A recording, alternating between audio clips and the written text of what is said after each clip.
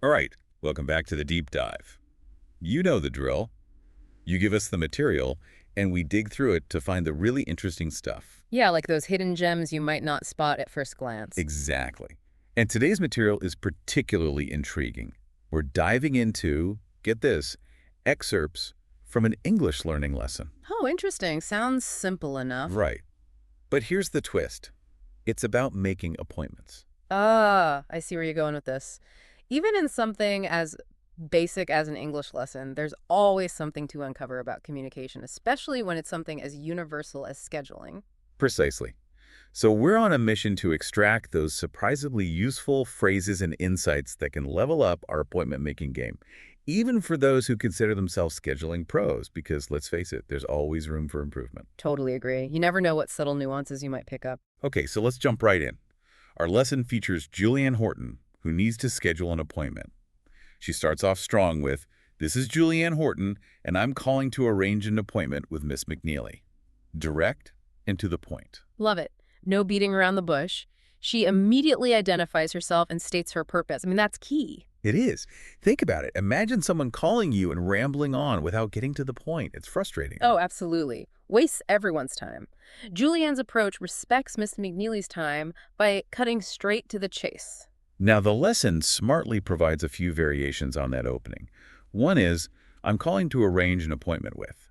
Still clear, a bit more concise. And then there's the more casual, "Hi, I was wondering if you're available to meet up sometime this week." Yeah. What do you make of those differences? The first two, they definitely have a more formal vibe. Like if you're reaching out to someone new or for a business meeting, that's the tone you want to strike. Right, you wouldn't use that super casual one in that situation. Yeah, probably not. But that third option, the meetup sometime this week one, that's perfect for more casual settings, like colleagues or, friends you're not super close to. Exactly. It's not so much about a formal appointment, more like gauging general availability. So Yeah. point being, choose the level of formality that suits the situation. Yeah, that's communication 101, right? Absolutely. Okay, back to Julianne. She stated her purpose, and the representative from Fairbrook Consulting, where Miss McNeely works, asks, "Certainly, what day were you thinking of?" Okay, so now the ball's in Julianne's court. And she doesn't hesitate. She suggests, "How's Thursday? Does she have any time available then?" Two super useful phrases packed into one sentence. How's Thursday? I mean, we've all used that, right? It's so simple, yet so effective. It is. It's proactive. You're offering a specific day, Hmm.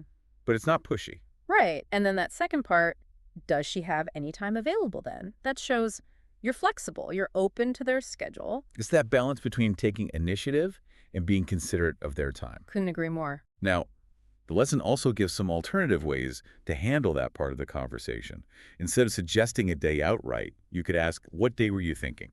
Oh, yeah, I like that. That puts the ball in their court. Exactly, especially if they're the ones with a more restricted schedule. And then there's the classic, "Does that work for you?"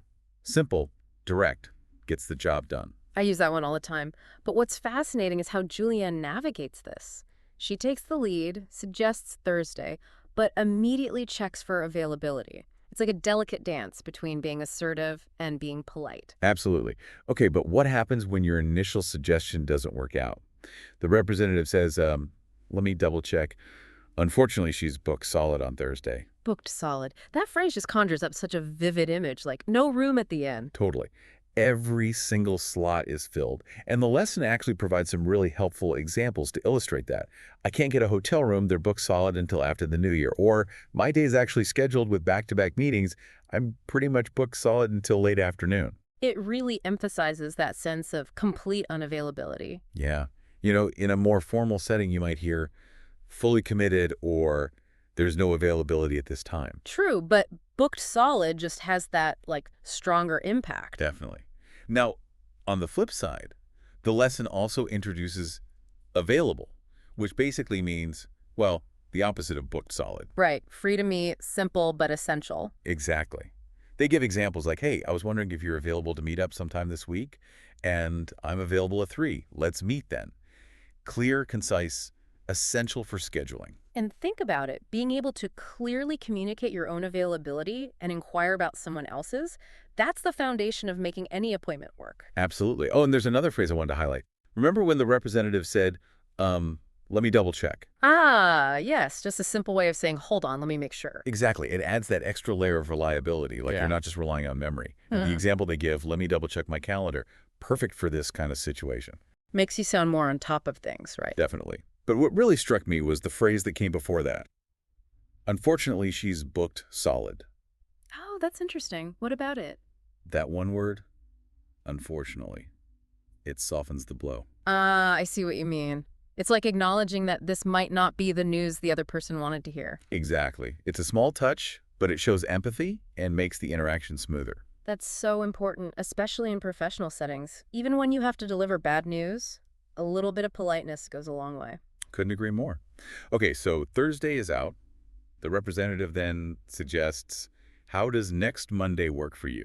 What do you think of that phrasing? Straightforward and polite. Gets the job done. And Julianne replies, actually, I've got something scheduled on Monday. Now, here's where the lesson clarifies the meaning of scheduled, which simply means having something already planned or booked. Yeah, that's one of those words that gets thrown around all the time. Totally. Yeah.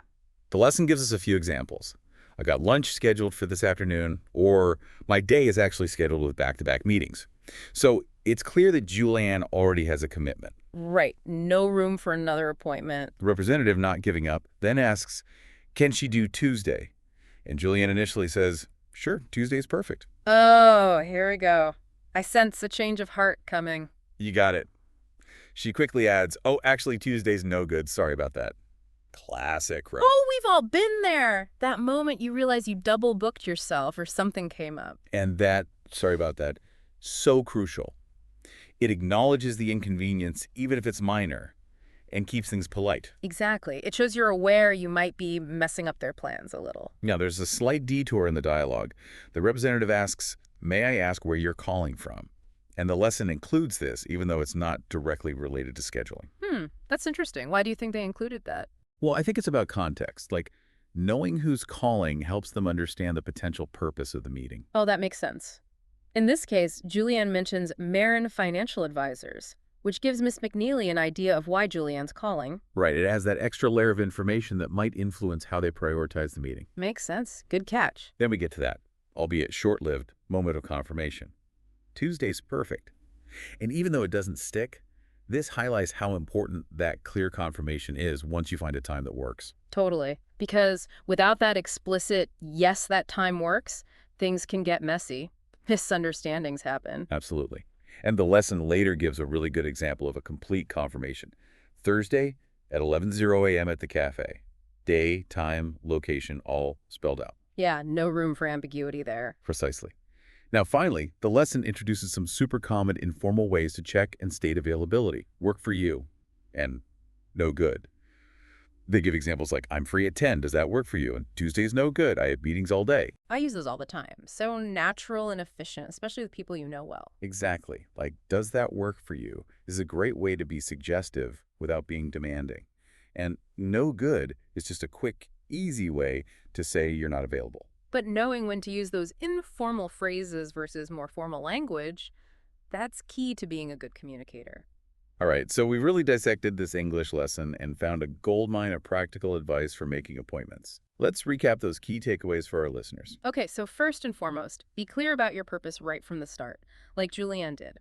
Then, take the initiative to suggest specific times or days, how's day, or what day were you thinking of, are great starting points. And when you're discussing potential times, remember those helpful questions like, does she have any time available then? Or the more casual, does that work for you? Now, if a suggested time doesn't fit your schedule, don't be afraid to say so, but do it politely. Unfortunately, she's booked solid, or just a simple Tuesday's no good gets the message across. And always try to offer alternatives if you can. Something like, how does next Monday work for you? Keeps the conversation flowing. And never underestimate the power of those little politeness phrases. Unfortunately, and sorry about that, can have a huge difference in smoothing over any hiccups. Absolutely. And finally, once you've found a time that works, confirm it clearly. Day, time, and location leave no room for doubt. Makes everything so much smoother in the long run. It's amazing how much practical wisdom is packed into what seemed like a simple English lesson. And it just goes to show, even in the basics, there are valuable lessons to be learned about everyday communication. I totally agree. It really highlights how effective communication is not just about knowing fancy words, but also about mastering those everyday phrases and Yeah. understanding the nuances of politeness and clarity. So, for our final thought today, something to consider as you go about your week. In our increasingly globalized world, how do cultural differences influence the way we make appointments? Think about it. Are there different expectations around formality, punctuality, even the ways we suggest or decline appointments? It's a fascinating question and something worth keeping in mind as you navigate your own schedule across different cultures and contexts. Thanks for joining us on this deep dive. Always a pleasure. Until next time. See ya.